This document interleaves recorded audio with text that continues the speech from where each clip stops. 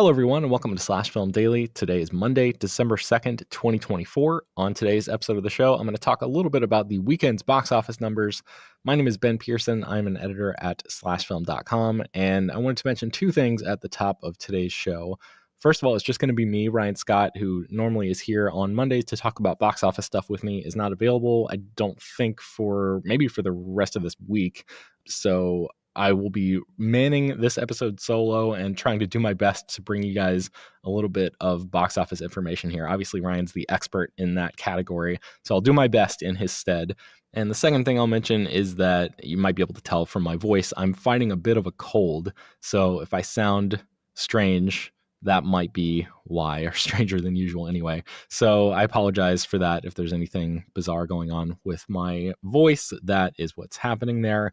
Also, this is going to be a shorter episode than normal because, as I mentioned, Ryan really knows his stuff when it comes to this, and I'm definitely more flailing compared to our normal conversations since I'm running this one all by myself today. Okay, so with all of that said, holy cow, what a Thanksgiving at the box office. So there was a massive, record-shattering Thanksgiving 5-day stretch here. More than $425 million in ticket sales across all of the movies at the box office, which really obliterates the previous Thanksgiving record of $316 million all the way back in 2018. A big part of the reason for that, of course, is Moana 2. This movie was projected to have a 5-day opening somewhere in the $120 to $135 million range, but it actually pulled in almost double the lower end of expectations. I think the final numbers that I saw just a few minutes ago were a $225.2 million over the 5-day holiday period, which is pretty staggering. And that's just domestic numbers. So Moana 2 earned $389 million in its global opening, breaking the record for the biggest global opening of all time for an animated movie. Last year, the Super Mario Brothers movie took the crown with $377 million, but Moana 2 is now the champ on that front. Gitesh Pandya, I think I'm pronouncing that name correctly, on Twitter pointed out that Mario went on to make $1.36 billion by the end of its theatrical run. So Moana 2 is poised to do even better than that. Currently, the Super Mario Brothers movie is number 17 on the all-time box office charts. So we will see if Moana 2 will be able to overtake that. All right, let's take a quick break and then we'll be right back. All right, coming back, I'm going to run through the top 10 at the box office. So number one, obviously Moana 2, $135 million for the weekend. This is according to thenumbers.com, and they were estimated numbers as of recording time, so maybe slightly off, but this is basically the gist here. Number two, Wicked with $80 million. That's a 28.9% drop. Gladiator 2 came in number three with $30.7 million. That's a 44% drop. Number four, Red 1 with $12.8 million. Number five, here comes a pretty significant gap from $12.8 million down to $3.2 million for the best Christmas pageant ever from Lionsgate. Number six, Bonhoeffer, Pastor, Spy, Assassin, which may be the only movie that I can think of whose title contains 3 sentences, made $2.4 million. Number seven, Venom: The Last Dance with $2.2 million. Number eight, Heretic, A24's movie with Hugh Grant, pulled in $956,000. Number nine, The Wild Robot, pulled in $670,000. And number 10, A Real Pain, scored a $665,000 weekend. So not great there in the 8, 9, and 10 spot, but because the top three are so huge and top heavy, that's got to be an explanation for why those movies didn't hit that $1 million threshold that Ryan was talking about on a previous episode of the show.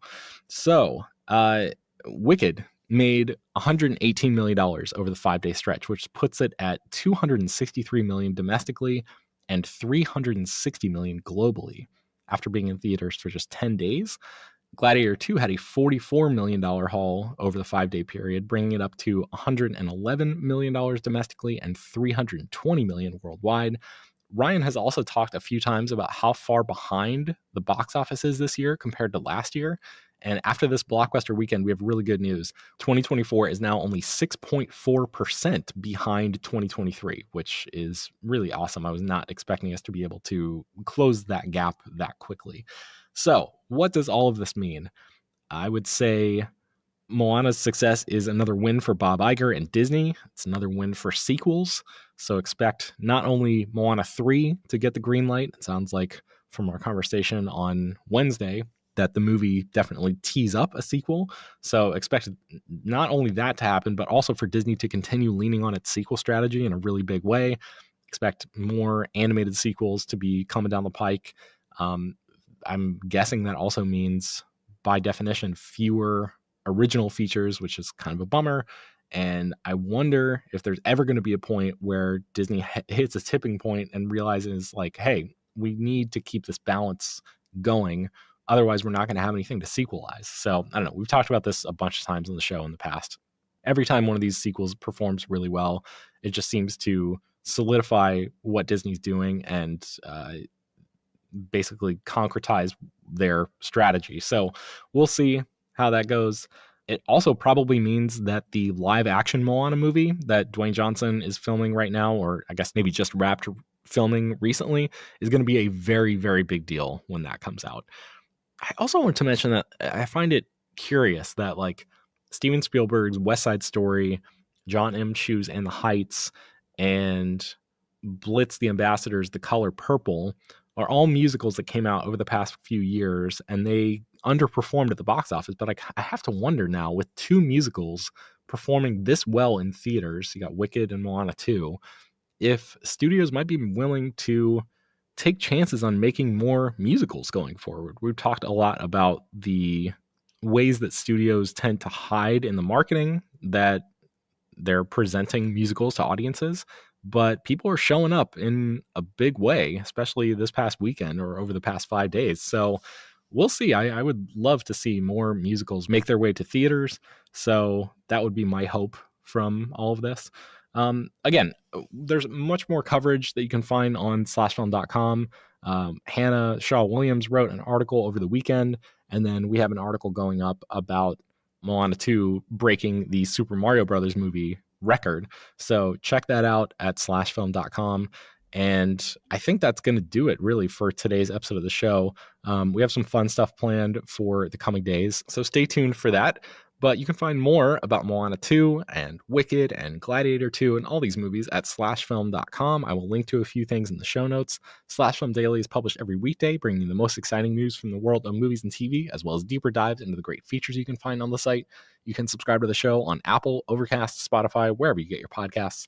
Send your feedback, questions, comments, concerns, and mailbag topics to us at bpearson@slashfilm.com. Make sure to leave your name and general geographic location in case we mention your email on the air. Don't forget to take a minute to rate and review the show on Apple Podcasts or Spotify. That really helps us out a lot.